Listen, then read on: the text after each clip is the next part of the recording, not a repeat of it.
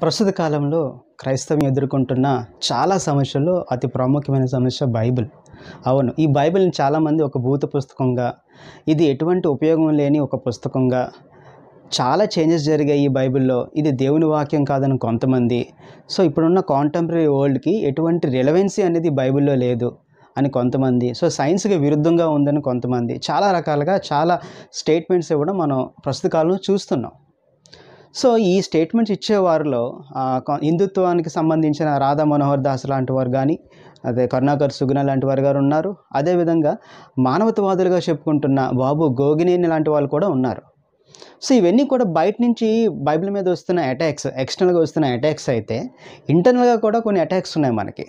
అంటే సంఘ కాపర్లుగా చెప్పుకుంటున్న కొంతమంది పాస్టర్స్, అంటే రీసెంట్గా రాజ్ ప్రకాష్ పాల్ లాంటి పాస్టర్స్ కూడా ఈ బైబిల్లో చాలా మార్పులు జరిగాయి అని చాలా ఈజీ స్టేట్మెంట్స్ ఇవ్వడం ప్రజెంట్ మనం చూస్తాం. సో ఎవరు ఏ మాటలు చెప్పినా సరే బైబిల్కి విరుద్ధంగా దాన్ని మనం ఖండించాలి, ఆ బాధ్యత అయితే మనకుంది.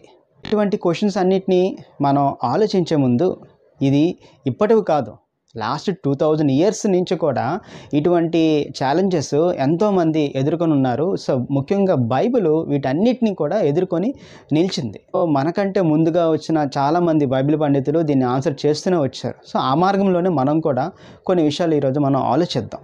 సో ఈ ప్రశ్నలకు మనం ఆలోచన చేసే ముందు, so first what is Bible, so Bible అంటే ఏంటి, and the uniqueness of the Bible, దాని యొక్క విశిష్టత ఏమైనా ఉందా అనే విషయాలు కూడా మనం ఆలోచించాలి. ఎందుకంటే ఈ బైబిల్ అనే పదము సో బిబ్లోస్ అనే ఒక గ్రీక్ వర్డ్ నుంచి వచ్చింది. అంటే ఇది ఒక పుస్తకాల యొక్క కలయిక, సో కలెక్షన్ ఆఫ్ బుక్స్ అంటారు. సో దీన్ని ఒక 40 ఆథర్స్, 40 మంది గ్రంథకర్తలు ఆల్మోస్ట్ ఒక 1600 ఇయర్స్ కాల వ్యవధిలో రాయడం జరిగింది. రాసేవాళ్ళు ఒకరికొకరు పరిచయం, అంటే పరిచయం లేని వ్యక్తులు, ఒక ప్లేస్లో లేరు, డిఫరెంట్ ఏరియాలో ఉన్నవాళ్ళు.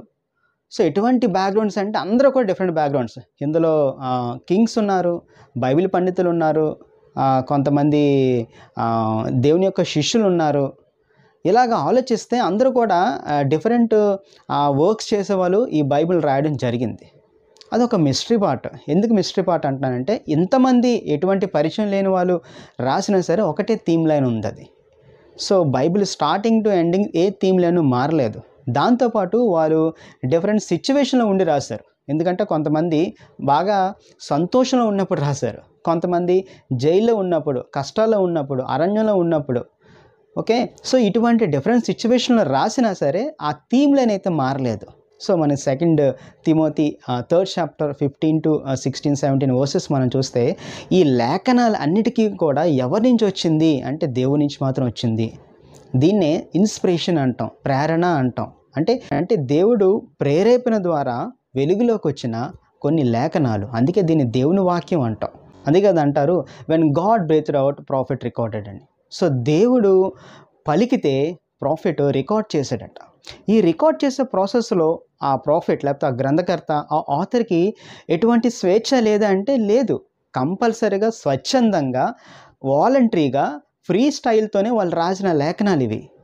కానీ సూపర్విజన్ ఎవరు చేశారు, ఎవరు నియంత్రణలో ఉన్నారంటే పరిశుద్ధాత్మ దేవుని నియంత్రణలో ఉన్నారు. కాబట్టి స్టార్టింగ్ టు ఎండింగ్ వాళ్ళ డిఫరెంట్ సిచ్యువేషన్లో ఉన్నా సరే థీమ్ లైన్ అయితే మారలేదన్నమాట. అందుకే ఈ బైబిల్ చాలా విలక్షణంగా, చాలా విశిష్టంగా మన ముందుకు వచ్చింది.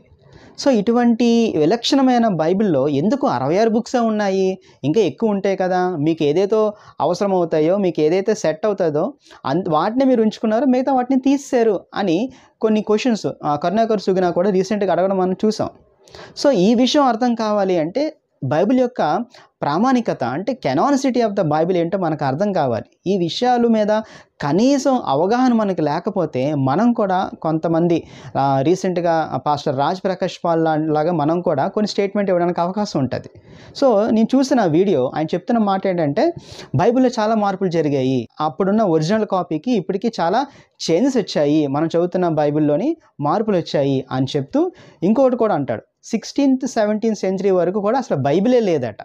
సో కొన్ని పోరాటాల వల్ల, కొన్ని ఉద్యమాల వల్ల 16th సెంచరీలో బైబిల్ వచ్చింది అంటాడు. సో రాజ్ ప్రకాష్ పాల్కి మనం అడగవలసిన ప్రశ్న ఏంటంటే, 16th సెంచరీలో కొన్ని పోరాటాల వల్ల బైబిల్ వచ్చింది అంటే ఆ పోరాటాలకి నాంది ఏంటి, ఆరిజిన్ ఏంటి? బైబిలే కదా. మార్టిన్ లూథర్ లాంటి వాళ్ళు ఉద్యమించడానికి కారణం బైబిలే కదా.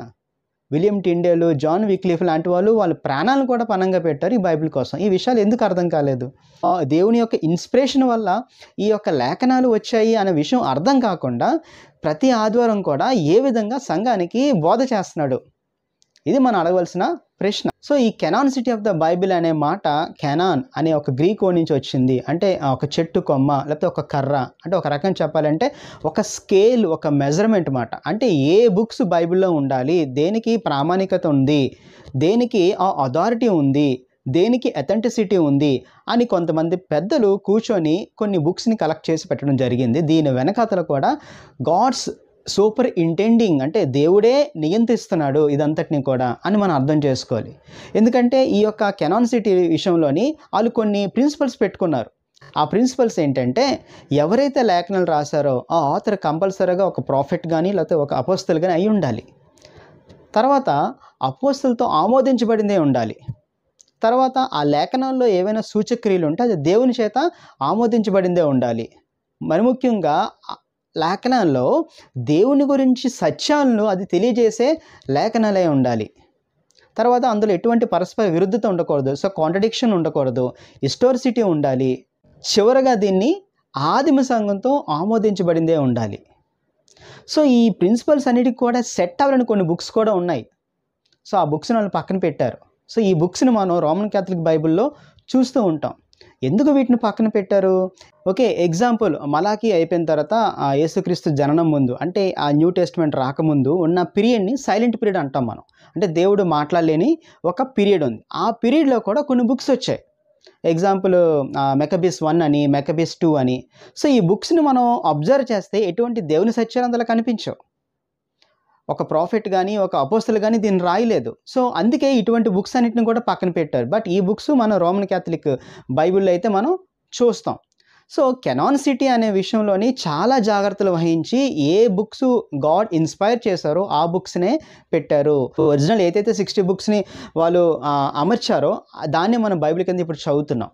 అందుకే ఈ విషయాన్ని ఒక బైబిల్ పండితుడు ఏం చెప్తాడంటే, ఇది ఏదో ఒక ఆథరైజ్డ్తో బుక్స్ని కలెక్ట్ చేయలేదు, ఆథరైజ్డ్ బుక్స్ని కలెక్ట్ చేశారు. అంటే it is not un authorisation collection of books, it is a collection of authorised books అని అంటారు. ఇది మనం అర్థం చేసుకోవాలి. తర్వాత మనం ఎదుర్కొంటున్న అతిపెద్ద సమస్య ఏంటంటే వల్గారిటీ ఆఫ్ ద బైబిల్ అని చెప్తూ ఉంటారు. అంటే బైబిల్ అనేది ఒక భూత పుస్తకం, సో ఇందులో వాయు వరుసలు ఉండవు అని లోతు జీవితాన్ని కానీ లేకపోతే దావీదు జీవితాన్ని కానీ వాళ్ళు ప్రస్తావిస్తూ ఉంటారు.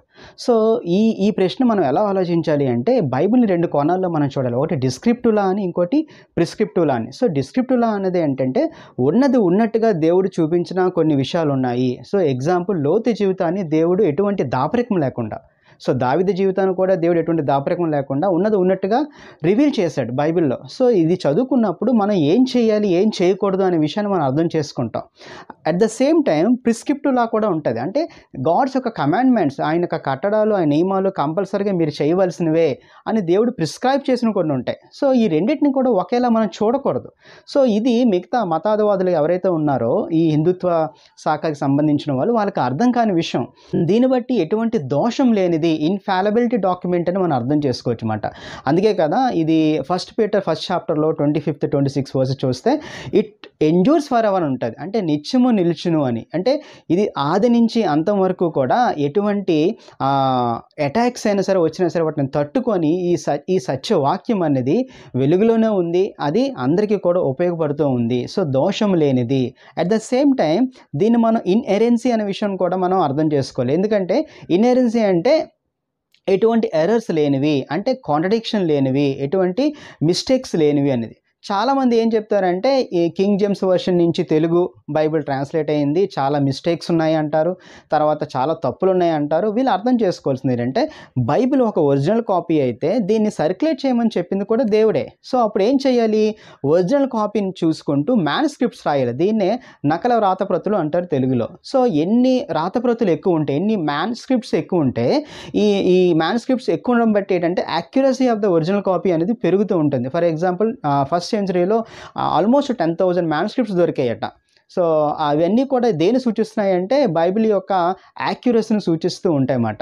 సో ఈ మ్యాన్స్క్రిప్ట్స్ తర్వాత డిఫరెంట్ లాంగ్వేజెస్లోకి అది తర్జుమా చేయబడింది. ఎందుకంటే చాలా లాంగ్వేజెస్ ఉన్నాయి, కానీ లాంగ్వేజ్ లిమిటేషన్స్ లేవు అంటే లిమిటేషన్స్ ఉన్నాయి.